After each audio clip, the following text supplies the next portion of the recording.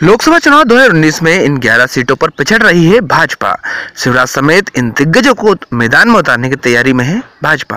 तो स्वागत है आपका इंडिया विजन न्यूज में। हम फिर आपके लेकर आए हैं एक लेटेस्ट और अपडेट न्यूज जो कि निकल के आ रही है लोकसभा चुनाव 2019 के एक सर्वे के बारे में, जिसमें कि भाजपा को कहीं ना कहीं 11 सीटों का बड़ा नुकसान हो सकता है।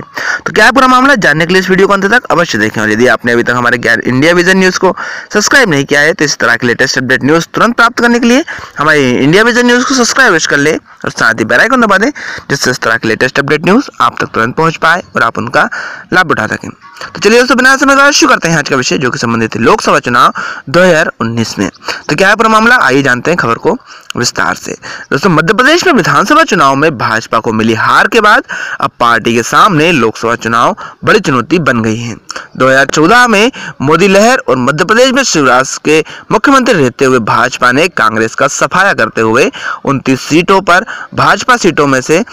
सीटों में से भाजपा को 27 पर कब्जा कर लिया था। लेकिन विधानसभा चुनाव हार के बाद अब भाजपा 29 में से सिर्फ 11 सीटों पर पिछड़ती हुई नजर आ रही है। कांग्रेस की जीत के बाद भाजपा को इन सीटों पर सीधा नुकसान होता दिखाई दे रहा है, जिसके चलते भाजपा अब बड़े पैमानों पर अपने मौजूदा सांसदों के टिकट काट नए चेहरों को मैदान में उतारने की तैयारी कर रही है। दरअसल शुक्रवार शनिवार को भाजपा की ओर से दिल्ली में राष्ट्रीय अधिवेशन किया गया था, जिसमें पार्टी अध्यक्ष अमित शाह ने साफ कर दिया था कि इस बार 2019 में हम फिर सरकार बनाएंगे। कार्यकर्ताओं और पार्टियों के लोग जिसमें जी जान से जुट गए हैं। जिस सीट पर पार्टी को नुकसान हुआ वहां भाजपा के फेवर में माहौल तैयार करें। विधानसभा में हुई हार की समीक्षा करते हुए लोकसभा चुनाव की तैयारी करें। आरक्षण और जीएसटी के मुद्दों को जनता के बीच लेकर जाएं और फिर से वही विश्वास कायम करने की कोशिश करें। इसी के चलते विधानसभा चुनाव में मिली वोटों के आधार पर 29 में से 12 लोकसभा सीटों पर पिछड़ रही भाजपा मकर संक्रांति के बाद से ही आम चुनाव के लिए जुटने जा रही है। वही लोकसभा चुनाव अभियान समिति को भी एक्टिव करने को कहा गया है। आलाकमान मान रहा है कि विदिशा, खजुराहो, रतलाम, देवास, गुना, छिंदवाड़ा समेत 11 लोकसभा सीटों पर उम्मीदवारों को लेकर नए सिरे से संगठन में चर्चा की जरूरत है, क्योंकि इस बार कांग्रेस के दिग्गज कमलनाथ, ज्योतिरादित्य सिंधिया और कांतिलाल भूरिया की सीटों पर भी नई रणनीतियों व दमदार प्रत्याशियों के साथ मैदान में उतरने की कवायद तेज हो गई है। इसलिए शाह ने अपने स्तर पर सीटों का फीडबैक बुलवाया है। इसी के आधार पर पार्टी इस बार कई दिग्गजों को सीट बदलने के तैयार कर रही है। वहीं कुछ दिग्गजों को भी विधानसभा चुनाव में कम ही वोटों से हारे हुए लोकसभा में मौका देने का विचार कर रही है। इसमें पूर्व मुख्यमंत्री शिवराज सिंह चौहान, नरोत्तम मिश्रा, राजेंद्र शुक्ल, कैलाश विजयवर्गीय, यशोधरा राजे सिंधिया जैसे तमाम नाम शामिल किए गए हैं। वहीं राज्यसभा सदस्यों प्रभात झा व केंद्रीय मंत्री थावरचंद्र गहलोत को लेकर भी संगठन विचार कर रहा है।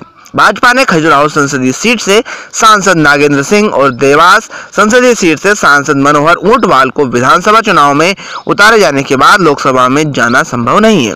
उमा भारती, सुषमा स्वराज और सुमित्रा महाजन के चुनाव न लड़ने के निर्णय के बाद पार्टी नए चेहरों की तलाश कर रही है। ऐसे चुनाव की तलाश की जा रही है कि जो जनता के बीच का हो और जिस पर जनता पूर्ण रूप से विश्वास कर वोट दे सके। क्योंकि विधानसभा में हार के बाद इस बार तमाम सीटों पर प्रत्याशी चुनाव में अमित शाह की भूमिका ही रहेगी।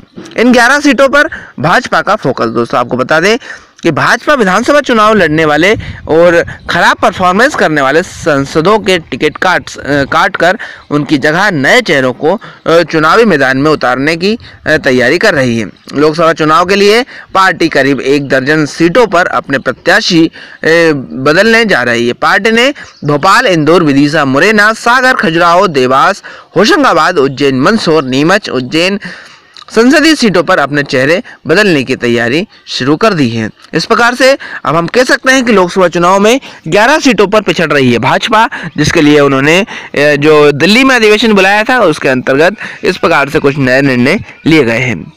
तो दर्शकों आशा करते हैं आपको हमारा आज का विषय अवश्य पसंद आया होगा। यदि पसंद आया हो तो इसे लाइक करें और अधिक से अधिक लोगों तक शेयर करें ताकि सभी जानकारी से लाभान्वित हो सकें। और यदि आप नहीं किया है इस तरह के लेटेस्ट अपडेट न्यूज़ प्राप्त करने के लिए हमारे चैनल को सब्सक्राइब कर लें और साथ ही बेल आइकन दबा दें, इस तरह के लेटेस्ट अपडेट न्यूज़ आप तक तुरंत पहुंच पाए और आप उनसे लाभान्वित हो सके। दर्शकों आज के इस वीडियो में इतना ही, हम फिर हाजिर होते हैं एक नए विषय के साथ। जब तक के लिए जय हिंद, जय भारत, वंदे मातरम।